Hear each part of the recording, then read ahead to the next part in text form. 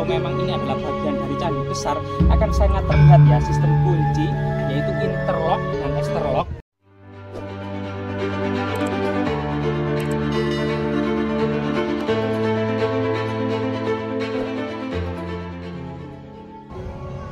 Ya pemirsa, kali ini kita berada di sebuah taman yang sangat indah ya.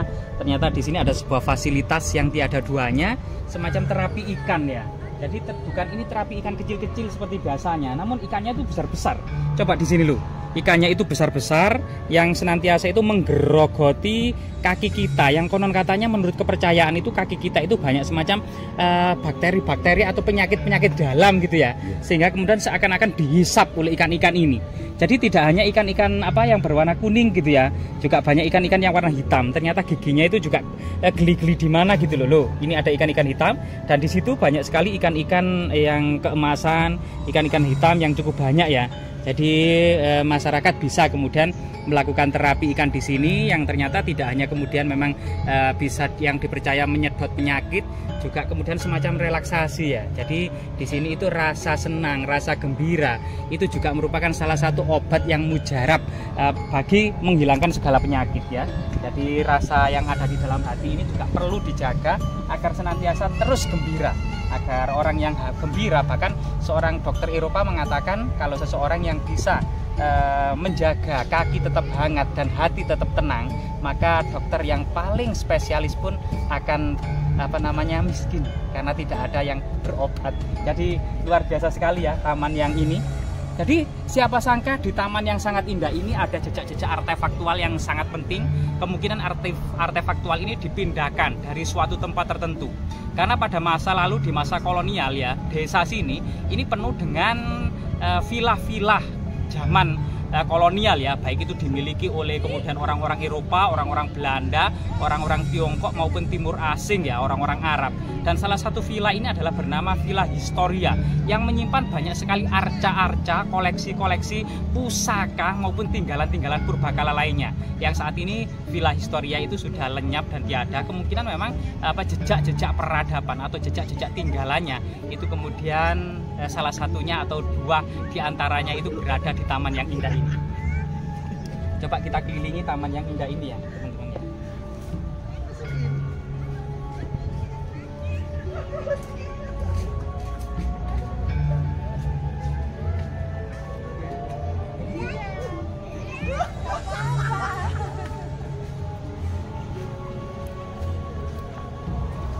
Lah, di belakang kita ini ada semacam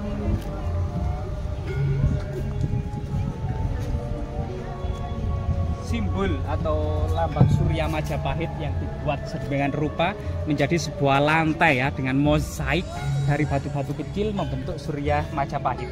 Dimana kemudian dalam peradaban kerajaan Majapahit nama dari Surya Majapahit atau Astadipalaka atau Batara Nawasanga ini yang di tengah adalah merupakan Dewa Siwa sebagai Siwa Mahadewa yang dikelilingi oleh dewa-dewa di kedelapan penjuru arah mata angin seperti Agni, Bayu, Waruna, Kubera, kemudian Wisnu, kemudian Brahma dan lain sebagainya ya.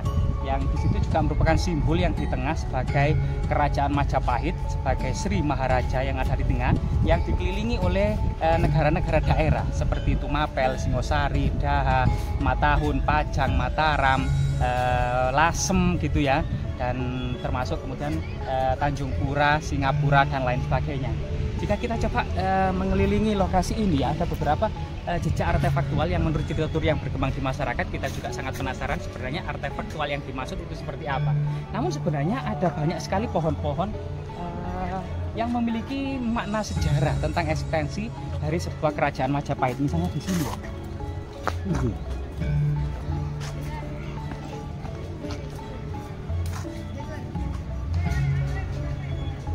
Jadi di lokasi ini tidak hanya 2, 3, 4 atau beberapa pohon maja. Jadi pohon maja ini sangat bersejarah yang diceritakan dalam kitab Pararaton, bahwasanya ketika kemudian para kesatria Singosari yang dikejar-kejar oleh pasukan Jayakatwang ini mendapatkan perlindungan dari Arya Wiraraja Sumenep, kemudian dari Arya Wiraraja mendapatkan semakan cuaka dari Jayakatwang untuk membuka hutan tarik ya, yang saat ini di pinggir Sungai Brantas, kemungkinan juga tarik Sidoarjo saat ini ya, yang di situ dibantu oleh orang-orang Madura untuk membuka pedukuhan. Pada waktu pembersihan hutan ini, kemudian orang-orang Majapahit itu ada yang memakan buah maja ini, yang ternyata rasanya pahit, dan situ menimbulkan sebuah heroik, sehingga kemudian pedukuhan yang baru dibuka ini bernama Majapahit.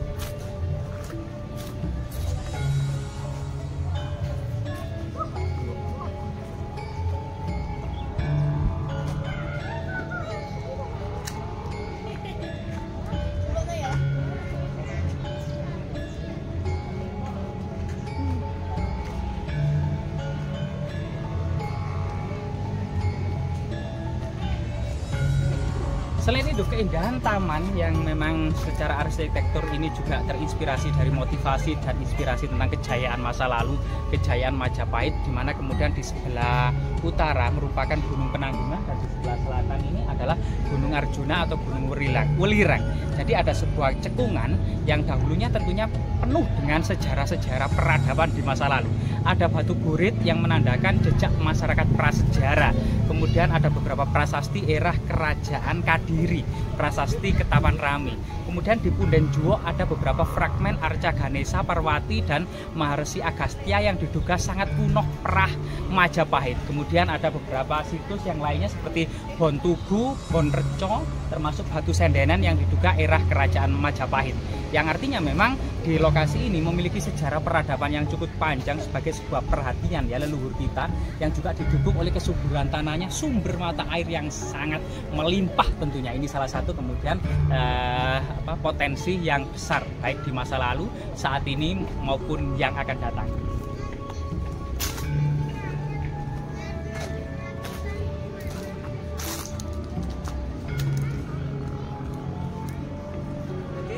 Rahayu. Di sini ada semacam arca, namun diduga arca ini bukan arca tunggal, melainkan penyusun dari sebuah candi yang besar yang biasanya ada yang ditempelkan di dinding candi. Jadi arca yang ini, kalau memang ini adalah bagian dari candi besar, akan sangat terlihat ya sistem kunci, yaitu interlock dan exterlock, yaitu ini adalah bagian yang menonjol atau interlock untuk kemudian menancap kepada cekungan, interlock ya, dalam sistem kemudian sebuah rekonstruksi bangunan kuno di masa lalu, terutama percandian, adalah menggunakan sistem interlock dan exterlock karena tidak menggunakan semen ya. Dan di sini ada arca, termasuk kemudian ada beberapa balok batu candi yang cukup besar di belakang dari arca ini ya.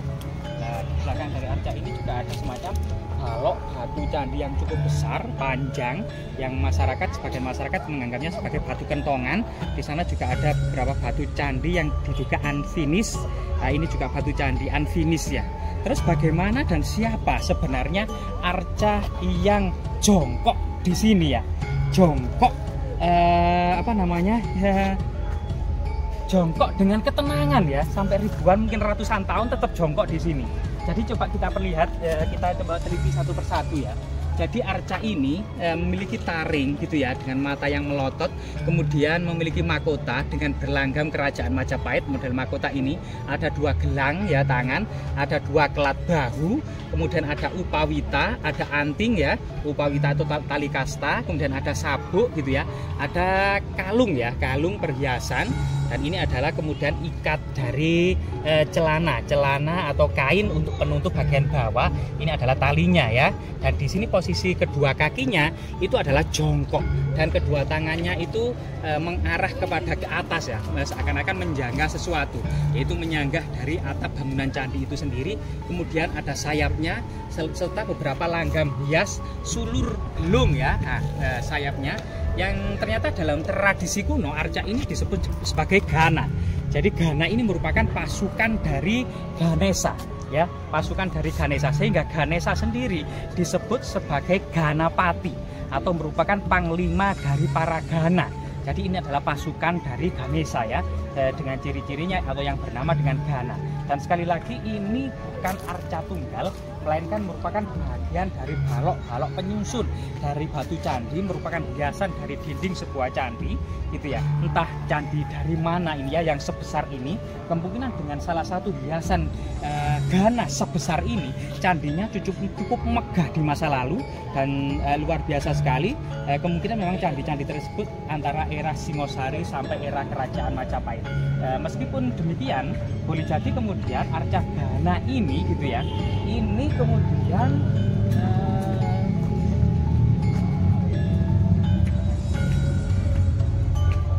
benar-benar era Kerajaan Majapahit dari segi mahkotanya ini. Namun kemudian candi yang terbuat dari batu andesit ini dengan hiasan sebesar ini bisa jadi kemudian Candi Minak Jinggo yang ada di Trowulan atau candi yang lainnya juga ini sangat sulit untuk kemudian direka-reka. Namun bagaimanapun juga ini merupakan salah satu bukti ya semangat masyarakat desa ini dalam melestarikan budaya Kerajaan Majapahit. Lambang-lambang Surya Majapahit sangat banyak sekali menghiasi gapura-gapura, hiasan-hiasan dan taman-taman lainnya. Pohon maja, pohon kamboja seperti ini juga cukup banyak sekali. Artinya memang Majapahit itu tidak hanya kemudian nostalgia masa lalu, tidak hanya kemudian kenangan kosong tentang peristiwa sejarah di masa lalu, melainkan sebuah inspirasi, motivasi, termasuk kemudian sebagai tanda atau pola-pola sejarah yang akan bangkit di suatu saat nanti. Artinya kebangkitan masyarakat yang di sini bisa jadi kemudian terilhami atau terinspirasi oleh kejayaan Majapahit di masa lalu. Semoga bermanfaat.